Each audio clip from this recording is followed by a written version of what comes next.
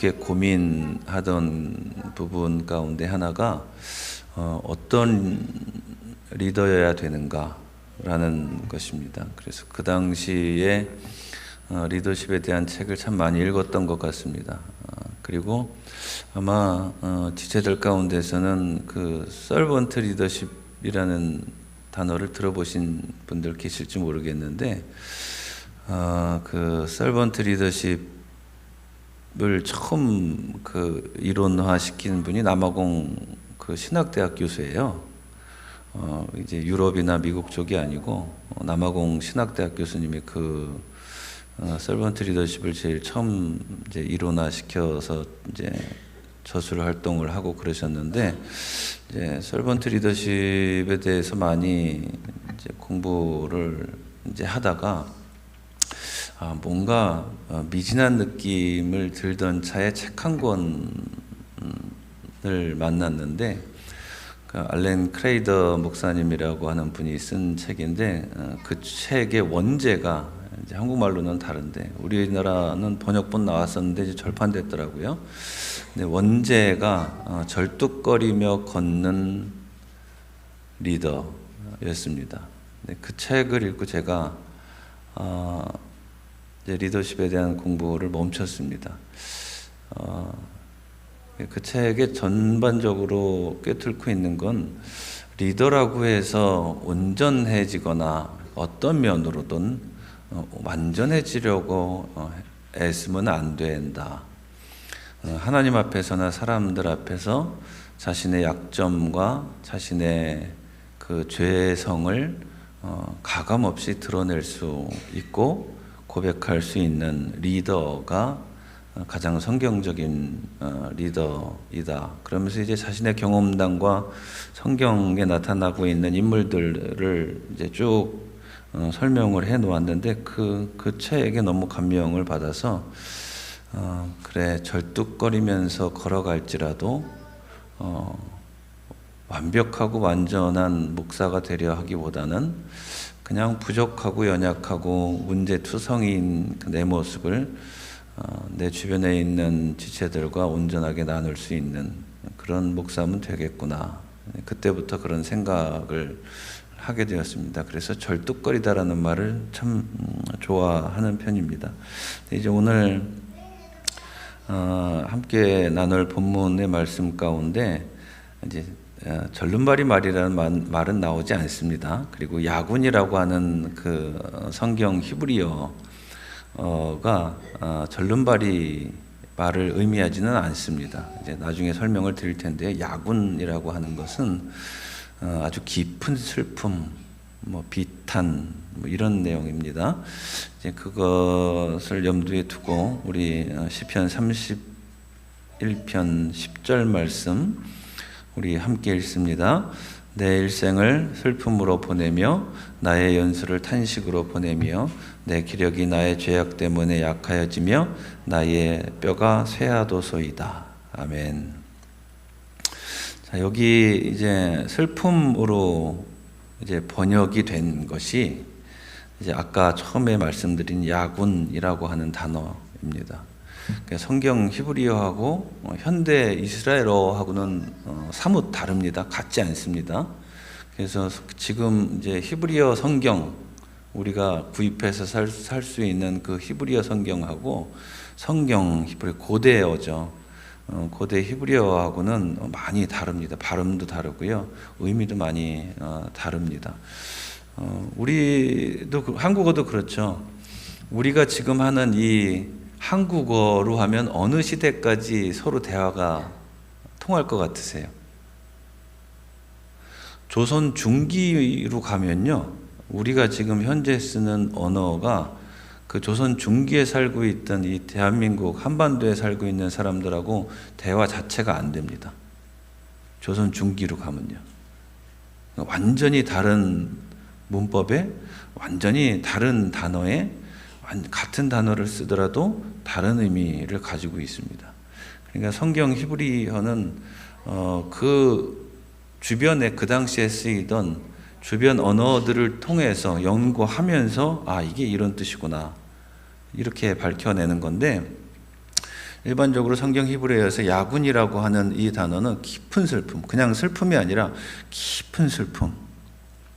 또 어떤 문장에서는 고통, 어떤 문장에서는 비탄, 어떤 문장에서는 비참함이라고 번역해서 우리가 이해를 할 수가 있습니다. 그런데 이 성경 히브리어의 그 단어의 그 어원을 막 찾아 들어가면 이제 셈어라고 있습니다. 셈족들이 쓰던 언어. 그 셈족이 쓰던 언어는 이제 아브라함이 쓰던 언어라고 생각하시면 돼요. 그러니까 이 시대에 쓰이던 그 언어하고 아브라함이 쓰이던 언어하고 또 달랐어요. 그러니까 아브라함이 쓰던 언어라고 생각하시면 돼요. 근데 아브라함이 쓰던 이 단어의 그 어원을 찾아가 들어가면 어떤 단어의 의미가 나타나냐면 발굽에 통증이 생겨서 절뚝거리면서 걸을 수밖에 없는 말이라는 의미가 나옵니다. 그러니까 성경의 저자가 이 야군, 슬프다라고 하는 슬픔, 고통, 비탐, 참담함 이런 단어를 쓸 때는 어떤 의미가 내포되어 있냐면 무기력해. 나는 더 이상 뭔가를 할 수가 없어. 힘도 없어. 능력도 없어. 상황도 안 돼.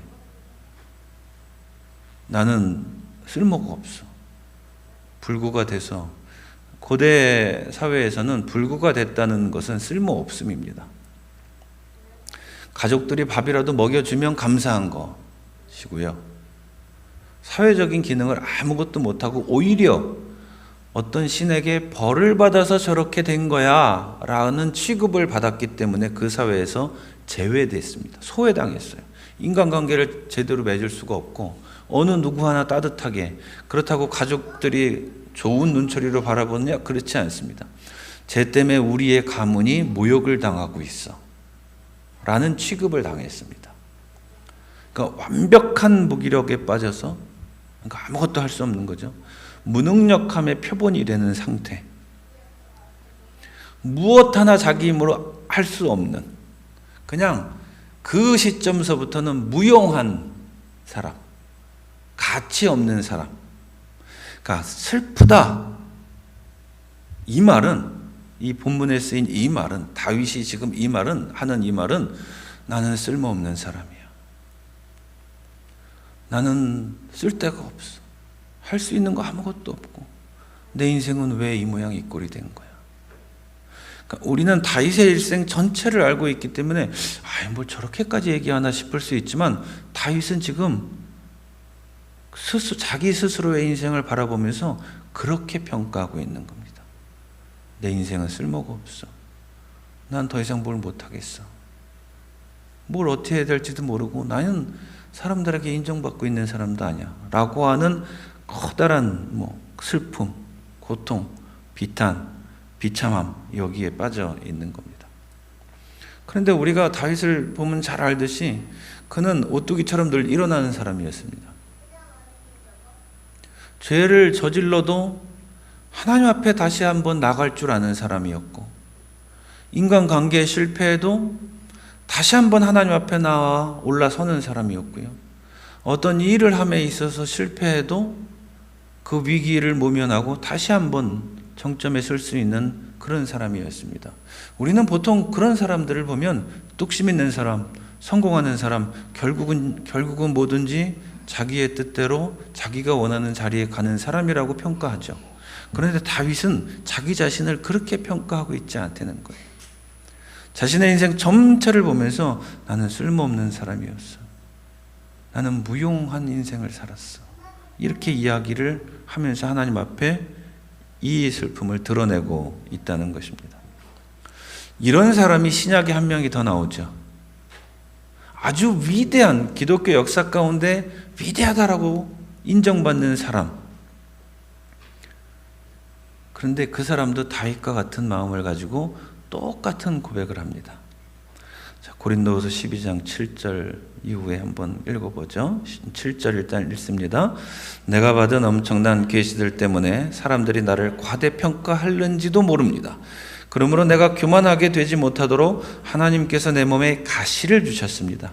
그것은 사탄의 하수인이라고 할 수 있는데 그것으로 나를 치셔서 나로 하여금 교만해지지 못하게 하시려는 것이었습니다. 우리 8절 읽죠. 나는 이것을 내게서 떠나게 해달라고 주님께 3번이나 간청하였습니다. 9절도 있습니다. 그러나 주님께서는 내게 이렇게 말씀하셨습니다. 내 은혜가 네게 족하다. 내 능력은 약한 데서 완전하게 된다. 그러므로 그리스도의 능력이 내게 머무르게 하기 위하여 나는 더욱더 기쁜 마음으로 내 약점들을 자랑하려고 합니다. 한 절 더 읽죠. 그러므로 나는 그리스도를 위하여 병약함과 모욕과 궁핍과 박해와 곤란을 겪는 것을 기뻐합니다. 내가 약할 그때에 오히려 내가 강하기 때문입니다. 사뭇 다른 모습을 보여주죠. 그렇죠? 7절에 보시면 내가 받은 엄청난 계시들 때문에 이 사도는요, 다른 모든 사도들에 비하면 사회적으로 신분이 대단한 사람이었어요. 유대인인데 로마 시민권을 가지고 있다는 그 얘기는 정치적인 배경, 그 가문의 정치적인 배경이 대단했다는 것을 뜻하고요. 또 정치적인 배경이 강하다는 의미는 그 집안이 엄청나게 부자였다는 의미도 됩니다. 정치와 부는 항상 함께 갔습니다. 사회적 신분이 그러니 같이 갔죠. 그리고 우리가 들어서 알고 있는 것처럼 지식이 뛰어난 율법에 정통한 사람이었습니다. 그러니까 모든 면에서 이 사람은 참 대단한 사람이었습니다. 이 사도 바울은 참 훌륭한 사람이었습니다. 인간적으로 놓고 볼 때 아무것도 부족한 게 없는 사람이었습니다. 그런데 거기에 더하여 예수님으로부터 계시를 받고 그 복음을 가르치는 사람이 되었습니다. 빠질 게 있습니까, 인간적으로? 그런 사람들을 보면 사람들이 뭐라고 얘기합니까? 와, 하나만 잘해도 와, 저분은 참 찬양의 은혜가 있어. 와, 저분은 성경을 달달달달 외워. 참 대단해. 저분은 교회에 참 헌신해. 공동체를 위해서 저렇게 헌신하는 사람 없어. 그냥 다른 거 다 못해도 하나만 잘해도 와 이래주는데 이 사람은 모든 면에서 와 할 수밖에 없는 사람이었습니다. 그래서 얘기하죠. 가시가 자기 안에 있다고. 하나님께서 가시를 주신 그 이유는 사람들이 높게 평가하는 그것으로 인해서 스스로 취해서 불림받은 자가 부른 자의 자리에 서지 않게 하려고. 리더가 가장 위험할 때가 그때입니다. 이 목사들이 가장 위험할 때가 언제인 줄 아십니까? 성경에 대해서 많이 알죠? 그리고 교회에서는 목사죠? 그러니까 부르신 분의 자리에 자기가 서는 경우가 많습니다. 목사가 가장 경계해야 되는 부분이 그겁니다. 하나님께서는 사도에게 가시를 주셨어요. 몸에 가시를 주셨어요. 몸에 가시를 주셨다고 하니까 이제 두 가지를 얘기합니다. 몸에 가시니까 아, 병이 있구나. 그래서 막 연구를 해보니까 사도는 간질병을 앓았을 가능성이 높아.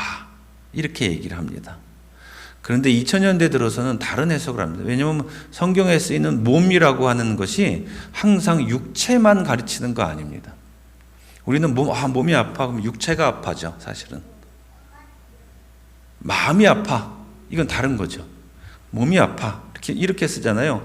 성경에서 몸은 육체 플러스 영혼입니다. 그걸 몸이라고 그래요. 이게 통합되어 있는 겁니다. 그러니까 몸에 가시라고 하는 것을 요즘의 성경학자들은 어떻게 이해하냐면 이게 간질병을 앓았던 것이 아니라 사도가 예수님을 만나기 이전에 그리스도인들을 맨날 쳐 죽이고 다녔으니까 예수를 믿는다고 하면서 사도가 되었는데 가는 데마다 예수 믿는 사람들이 경계하고 폄훼하고 그 복음을 가르치는 그를 신뢰하지 않고 그가 말하는 복음을 받아들이려고 하지 않는 그런 상황이 수도 없이 벌어졌습니다. 그래서 바울이 보낸 그 편지들을 다 보면요, 항상 바울이 교회를 세우고 나서 항상 문제가 생겨서 편지를 보내는 거예요. 자기가 가지 못하니까 편지를 보내는 거예요. 편지를 보내는 건데 그게 왜 그런 일이 생겨났냐면, 예루살렘에서 어느 날 순회 설교자가 와서 교회가 생겼네? 예수를 믿네? 이렇게 모였구나. 근데 니네 뭐 배웠어? 이런 예수님에 대한 이런 이야기를 들었고 가르침을 들었습니다. 그거 누가 가르쳐줬어? 사도 바울이 걔 진짜 아니야. 걔 어떤 애인 줄 알아? 예수 믿는 사람 맨날 쫓아다니면서 때려 죽이던 사람이야. 걔 믿으면 안 돼. 이렇게 휘젓고 교회를 휘젓고 가니까 문제 생기니까 이거 쓰고 있는 겁니다. 그래서 간질병을 앓았을 가능성보다는 이 몸의 가시라고 하는 건 끊임없이 자기를 괴롭히고 있는 자신의 과거, 예수님을 적대하고 예수 믿는 사람들을 죽였던 그 아픈 과거, 그것이 사역하는데 늘 문제가 되니까 그것으로 인해서 괴로워하고 슬픔에 빠지고 고통스러워했다고 하는 거죠. 그래서 8절에서 이거 좀 없애주셨으면 좋겠어요. 근데 주님께서 야, 받은 것으로 만족해. 지금 네 상황으로 만족해. 네가 약해져야 내가 강하게 드러나.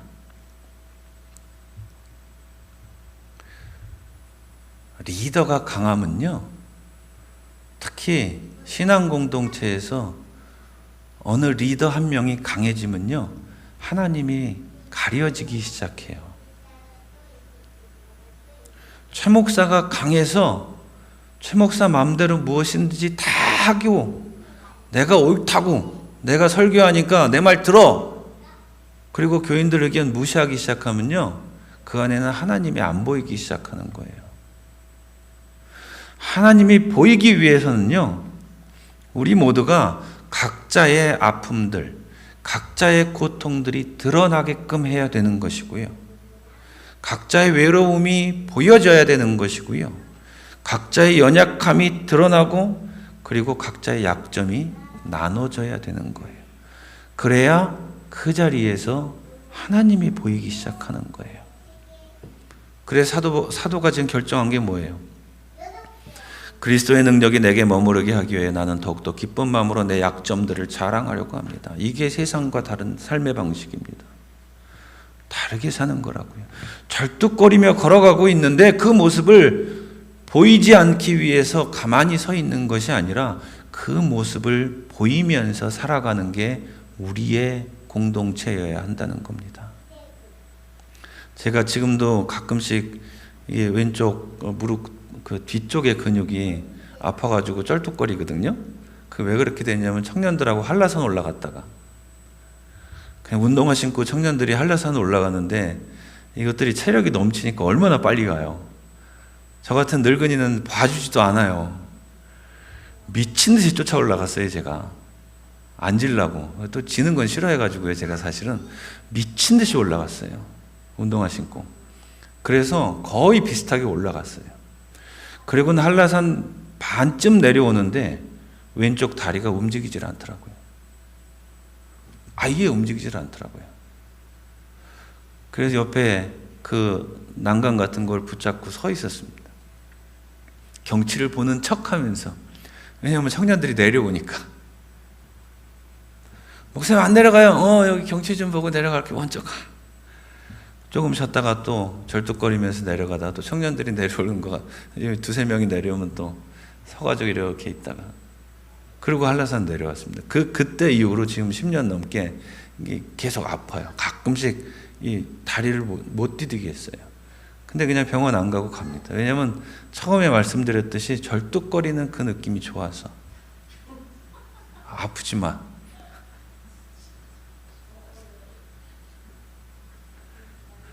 그리고 저는 못하는 게 많잖아요. 제가 못하는 거를 못해요라고 말하는 것에 부끄럽지 않습니다. 근데 이게 처음부터 그런 건 아니에요. 연습한 거예요. 왜? 성경이 이렇게 얘기하니까. 나보다 위대한 사도도 이렇게 살았는데 내가 뭐라고 사도보다 더 나아지려고 해야겠어요. 그냥 약점이 있으면 아유, 내가 무식해서 그래요. 내가 몰라서 그래요. 미안해요. 그러면 되는 거지. 처음에는 이게 좀 기분이 안 좋았는데 자존심 상하고 하다 보니까 천연덕스러워졌어요. 기쁜 마음으로 내 약점들을 자랑하려고 합니다. 그러므로 나는 그리스도를 위하여 병학함과. 우리는 아픔은 나쁘다고만 생각해요. 맞아요. 인간의 본성에 따르면 아픈 건 나쁜 거예요. 왜? 불편하고 힘들고 괴로우니까. 그런데 그리스도인은 불편하고 힘들고 괴로운데 그것을 감사로 바꿀 수 있는 사람이에요. 그 아픔을 견뎌내면서 그 아픔의 의미를 찾아낼 수 있는 사람이 그리스도인이라고 해요. 모욕과 저 교회 다니는 그러면 어때요? 네, 교회 다닙니다. 그러면 되죠. 공핍과 너무 부자 되려고 그래요. 누구는 안 그래요? 모든 사람은 다 그래요. 목사님 저도 그렇고요. 부자 되고 싶어요. 돈 많았으면 좋겠어요. 돈이 많아서 좀 편안해졌으면 좋겠어요. 누구는 안 그러겠어요. 그런데 믿음이라는 것이 있으니까 그 믿음을 가지고 조금 없어도 힘들어도 불편해져도 편리하지 않거든요. 편안하지 않아요. 돈 없으면. 그래도 하나님께서 주시는 것으로 내가 감사하며 살아가야지라고 결단하고 살아가는 그 모습이 그게 그리스도인 다움이라는 거예요. 곤란을 겪는 것. 곤란은 수도 없이 겪죠. 우리 모든 일에도 그렇고 관계에도 그렇고 곤란함은 늘 겪을 수밖에 없는 거예요. 그런데 그 곤란함 가운데 하나님께서 던져주시는 메시지가 있다는 것을 알아채는 사람은 신앙이 성장하는 사람이에요. 그냥 일상 있는 곤란이니까 그런 거지 그냥 지나가겠지 이런 사람은 신앙인 아니에요. 신앙인은 그렇게 생각하고 그렇게 말하지 않아요. 이 곤란함을 통해서 하나님께서 나에게 뭘 가르쳐 주시려고 하시지? 어떤 마음을 내가 가져야 되지? 어떤 자세로 살아가야 되지? 이 곤란함을 어떤 태도로 내가 대해야 되지? 이것이 그리스도인의 삶의 모습이라고요. 그럼에도 불구하고 그렇게 사는데도 불구하고 우리는 힘들어요. 왜? 우리가 약하니까. 아무리 우리가 믿음을 가지고 살아간다고 해도 우리는 끊임없이 우리의 본성으로 인해서 흔들릴 수밖에 없고 유혹당할 수밖에 없고 그냥 이 믿음이라는 것을 이렇게 제껴두고 살면 좀 편할 것 같은데 그런 유혹에 빠져요. 그렇게 약해질 때 아무것도 못해서 약한 것이 아니라 우리의 본성에 따른 세속적인 가치와 믿음의 가치로 인해서 갈등을 겪고 괴롭고 힘드는 그 상황, 그게 우리가 약해지는 순간이라고요. 그 상황 가운데서 하나님께서 강하게 일하신다는 것을 우리는 발견할 수 있다는 것이라고요. 그래서 가시는 참 좋은 겁니다. 내 삶의 가시는 나쁜 거 아닙니다. 사도 바울에게 육체적인 질병인 간질이 그의 가시였든 혹은 그의 지나간 과거 예수 믿는 사람들을 핍박하고 그냥 핍박했다 정도가 아니라 그냥 색출해서 그냥 처형시키는 거죠. 특히 처형의 그 방법은 때려 죽이는 거고요. 돌로 쳐 죽이는 거고요.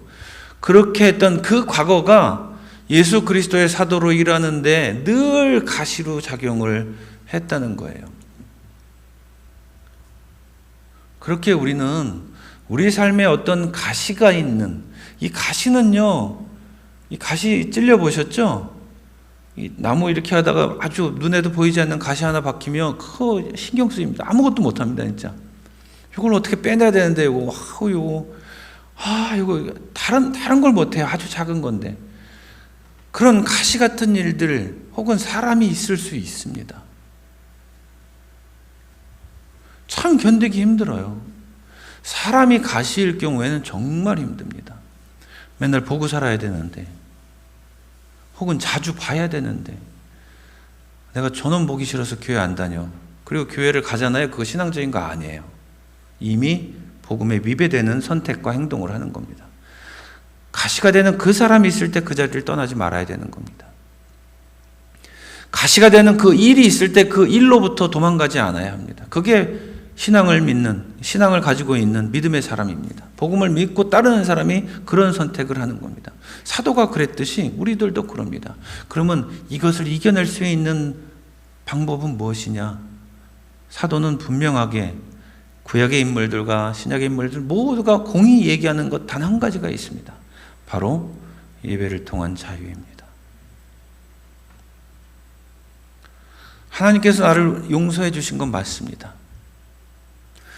하나님께서 나를 용서해 주셨고 사랑으로 나를 하나님의 자녀로 인정해 주셨고 그분의 은혜를 베풀어서 우리의 일상 가운데 하나님의 자녀답게 살아가려는 그 노력을 끊임없이 해나가며 살아갑니다. 그 괴와 같이 하여 다른 괴가 또 한 가지가 있습니다. 사단은 끊임없이 우리를 멈추게 하려고 합니다. 믿음으로 살아가게끔 하려고 하지 않습니다. 신앙적인 선택을 하려고 하면 그때마다 약하게 만들고 미혹하고 쓰러지게 만들려고 합니다.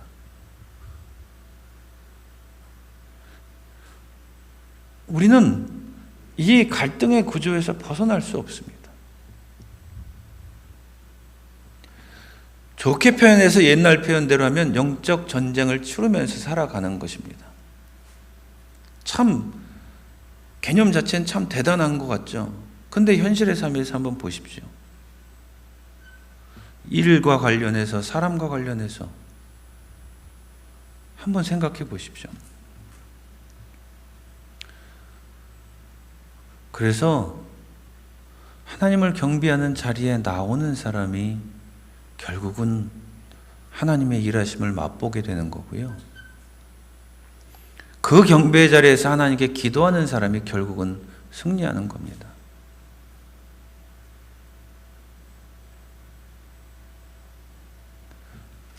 머리로 아무리 제가 이해를 하려고 엄청난 노력을 많이 다해봤는데요.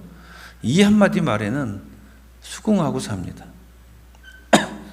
제가 신학을 공부하면서 저희 엄마를 되게 타박 많이 했어요. 엄마는 무식하게 왜 그래? 너무 무식하게 좀 믿지 마, 하나님을. 그런데 여러 가지 말들 가운데 저희 어머니가 하시는 말씀이 딱 하나가 있는데요. 두고 봐. 결국은 기도하는 놈이 이겨. 기도하는 놈이 잘 돼. 수십 년 지나서 제가 인정하게 된 겁니다. 교우들을 보고 있으면요. 하나님 앞에 나오는 사람, 경배 자리에 들어서는 사람, 기도하는 사람이 결국은 잘 되더라고요. 그거 부인 못 하겠더라고요. 아직도 논리적으로 합리적으로 그 근거를 댈 수가 없습니다. 참 어렵습니다. 그런데 죽어라 기도하는 부모 밑에 자란 자녀는 잘 됩니다. 그 자녀의 모습이 어떠하든지 결국은 잘 됩니다. 죽어라고 기도하는 가정 결국은 잘 됩니다. 그래서 주일 성수를 제가 강조하는 겁니다. 다 달래 강조하는 거 아닙니다. 하나님을 경배하는 자리에 나오는 사람, 그 자리에서 기도하는 사람, 결국은 잘 되더라고요. 우리 안엔 가시가 있겠죠. 우리의 일에서, 관계에서, 마음에서, 경험에서 가시가 있을 겁니다. 그런데 그 가시를 품고 나오는 겁니다. 하나님 앞에. 예배 드린다고 하는 것이 1시간, 2시간 예배 드리면서 막 신나게 찬양을 하고 감정이 고양이 되고 그래서 막 감정적으로 좋고 하나님 감사합니다. 할렐루야. 그리고 돌아가는 자리 아닙니다. 예배의 자리는. 수많은 복음주의자들이 몇백 년 동안 강조하는데 이게 제대로 현실 교회에서는 적용이 안 돼요.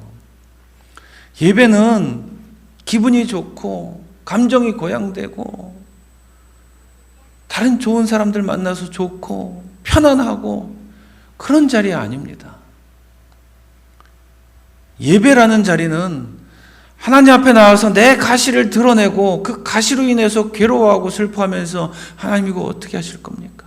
하나님 어떻게 해결해 주실 겁니까? 그 아픔을 내어놓는 자리입니다. 그렇게 아파하면서도 이 가시를 주신 것에 하나님 나는 감사합니다 라고 결단하고 그 가시를 품고 또 살아가는 그런 자리입니다.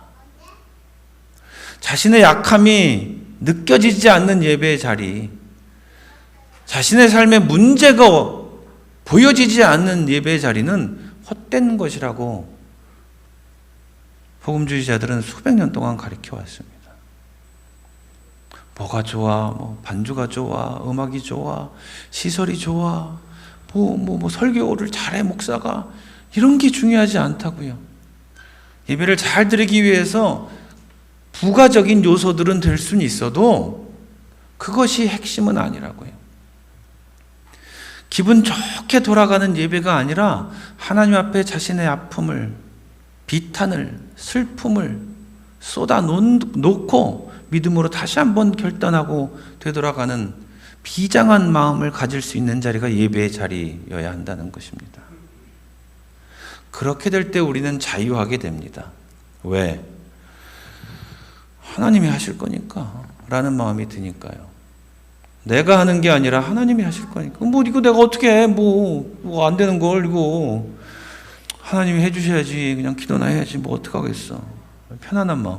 이거 편안한 마음이에요. 포기하는 마음이 아니고요. 하나님을 신뢰하기 때문에 생기는 편안한 마음입니다. 이것이 믿음의 마음입니다. 하나님 해주실 거야. 어떻게든 살게 해주시겠지. 어떻게든 해결해 주시겠지. 걱정하지 마, 될 거야.